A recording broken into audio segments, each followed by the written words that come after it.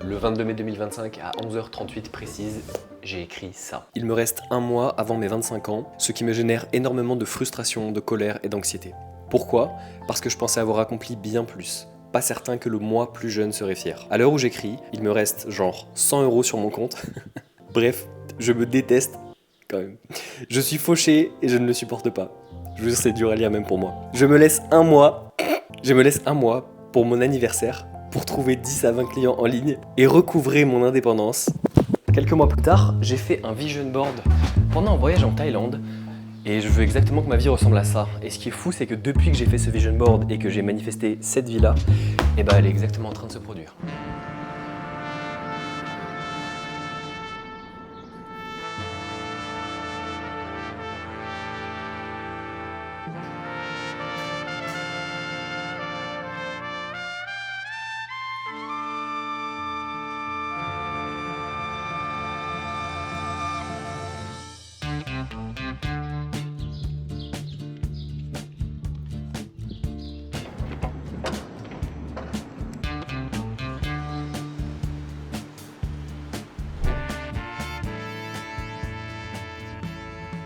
Bon, le premier point, c'est que la manifestation, c'est pas de penser à quelque chose, de l'écrire sur un carnet et de vous dire « je veux ça dans ma vie » et du coup, quelques semaines, quelques mois ou quelques années après, ça arrive dans votre vie. C'est pas ça du tout le sujet, absolument pas.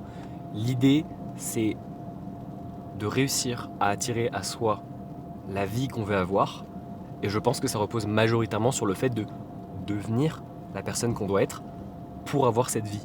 Donc oui, c'est lié à beaucoup de sujets de vibration, d'attraction. Je pense que toutes ces choses-là sont en fait des moyens différents de véhiculer le même message. Mais le premier truc, le plus important pour moi, c'est ça. On pense qu'on veut des choses, qu'elles soient matérielles, financières, professionnelles, relationnelles. Mais en fait, ce qu'on veut, ce sont les émotions, les sentiments et comment ces choses vont nous faire sentir. Par exemple, vous ne voulez pas, 10 000 € par mois, vous voulez dépenser ces 10 000 € par mois dans des choses qui vont vous faire ressentir d'une certaine manière. Exemple, vous voulez pouvoir acheter une voiture, vous voulez pouvoir acheter des choses pour vos proches, des cadeaux, vous payer des vacances, parce que ces services et ces biens matériels vont vous faire sentir d'une certaine manière. Du coup, un des trucs piliers de la manifestation, c'est d'essayer de se rapprocher de qu'est-ce que je veux ressentir et est-ce que je peux me projeter dans cette sensation. Est-ce que je peux m'imaginer, moi par exemple, avec beaucoup plus d'abos YouTube, avec une entreprise qui me rend libre et heureux et épanoui et des moments partagés avec les miens, qu'est-ce que je vais ressentir à ce moment-là? Et c'est se rapprocher de ce sentiment qui va vous permettre de comprendre quelle est la personne que je dois être et incarner pour attirer ce sentiment-là. Donc si jamais c'est encore un peu flou, plus précisément, si je veux, dans mon petit carnet, là, dans ma to-do list, avoir mon physique de rêve, qu'est-ce que je ressens quand j'ai ce physique-là? Quelles sont les actions que le Lucas qui a ce physique de fou, il fait tous les jours? Et ensuite, ma prochaine étape, c'est d'agir comme cette personne-là.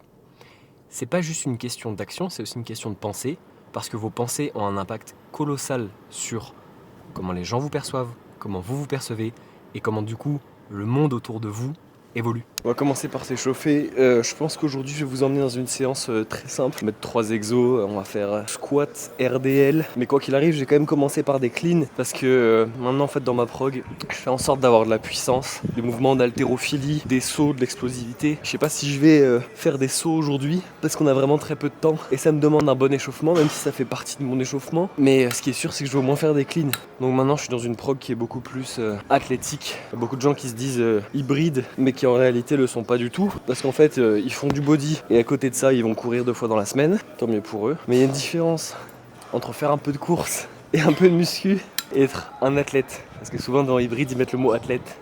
Moi je me réfère quand je dis athlète à des mecs qui vont être en rugby, en NFL, qui vont être des combattants, donc qui vont en fait faire de la compétition sportive. Donc pour moi, être un athlète, c'est avoir un rythme de vie qui est autour de ça. Et souvent, c'est des gens qui ont des capacités physiques, genre c'est vraiment hors norme. Donc ils ont une détente verticale de fou furieux. Ils sont capables de faire des jumps horizontaux de malade. Et ils ont une force maximale très très très élevée aussi.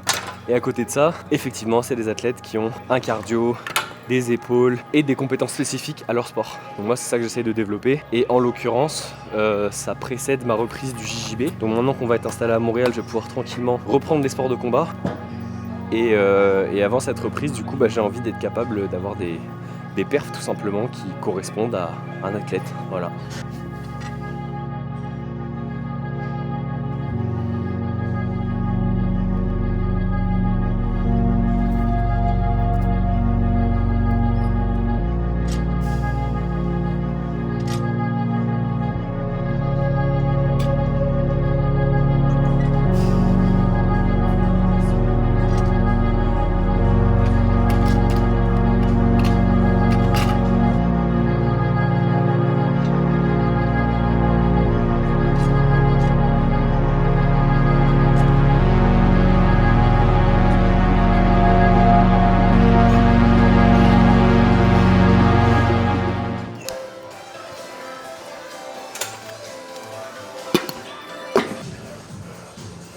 On va essayer de taper une petite à 120, mais je vous cache pas que là il est genre 7h40, un truc comme ça.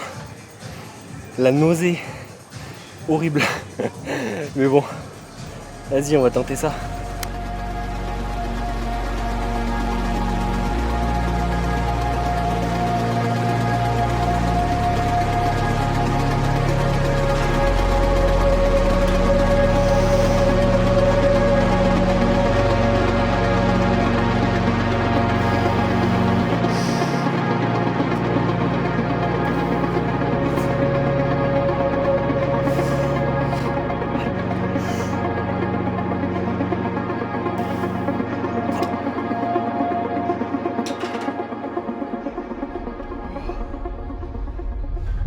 Me demandez pas pourquoi il y a une plante dans le champ de vision, c'est juste que j'ai changé de fenêtre parce qu'il n'y avait plus de lumière.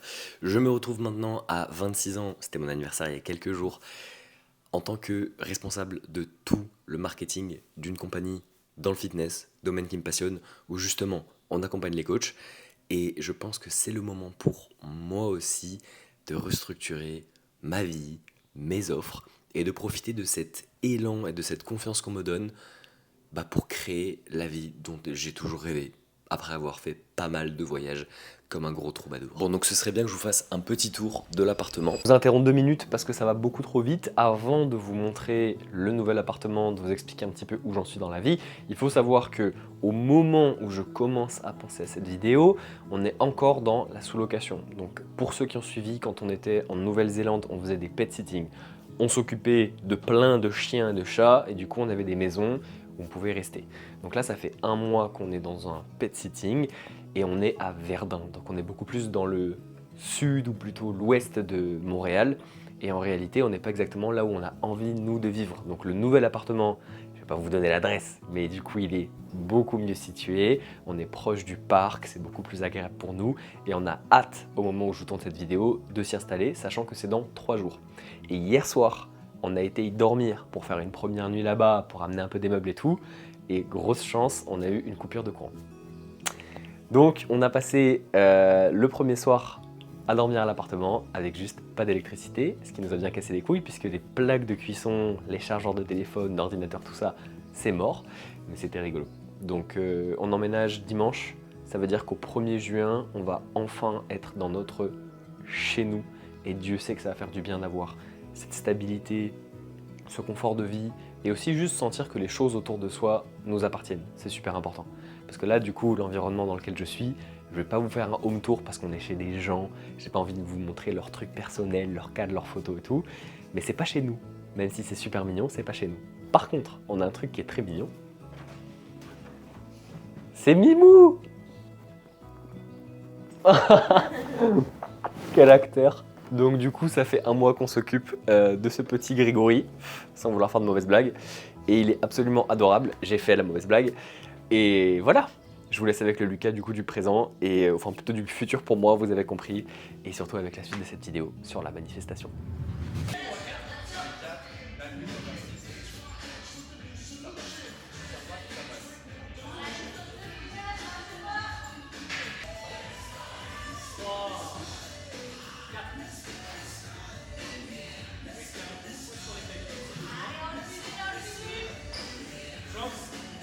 On est le 24 juin, il est 19h30, 31 maintenant, je suis en train de finir le montage de la vidéo que vous êtes en train de regarder, et il manque quelque chose quand même, au pluriel. Premièrement, sur mon fond d'écran, il y a mon vision board. Alors je le change de temps en temps, parfois je mets mon neveu, parfois je mets ma copine. Mais il a été là pendant très longtemps. Et c'est super important parce que j'ai longtemps moqué les gens qui faisaient de la visualisation avec des vision boards et qui voulaient manifester en ayant des petites images. Et en fait, j'ai juste mûri et j'ai compris que ça peut paraître bête, mais c'est assez mathématique. Si vous avez une vision de la vie que vous voulez construire, et que cette vision peut s'exprimer sous forme d'une image, qu'elle soit sur votre téléphone, accrochée à votre mur, ou sur le fond d'écran de votre ordinateur, c'était aussi mon fond d'écran d'ordinateur, et que cette image revient tous les jours, plusieurs heures dans la journée, vu qu'on touche beaucoup à notre téléphone quand même, devant vos yeux, bah, il y a quand même un moment donné où, consciemment ou non, cette image commence à faire partie de vous, de votre réalité, de votre quotidien, et vous commencez à axer vos décisions, vos actions, vos intentions dans le sens de cette image. Et c'est juste super logique quand on dézoome un petit peu. Donc, un de mes conseils pour la manifestation, parce que moi je la vois pas juste comme un truc un peu flou et spirituel, je la vois comme des vraies actions concrètes à mettre en place pour obtenir une vie que vous voulez obtenir, c'est effectivement de faire un vision board. La deuxième action, et je l'ai juste là, et je l'ai commencé très timide, et finalement, plus ça va, plus j'y prends goût, c'est d'écrire. Alors vous n'êtes pas obligé de faire comme moi le 22 mai 2025 et de vous ramasser à la petite cuillère en écrivant des trucs super tristes sur vous-même, en mode je suis nul, j'ai pas d'argent, je ratais ma vie. Mais écrivez vos objectifs, écrivez vos pensées du moment, écrivez quelques petites actions à mettre en place, faites des to-do list, c'est bête, mais encore une fois, c'est une manifestation physique de ce que vous avez dans la tête qui vous aide à avoir les idées plus claires et avancer du coup dans la bonne direction.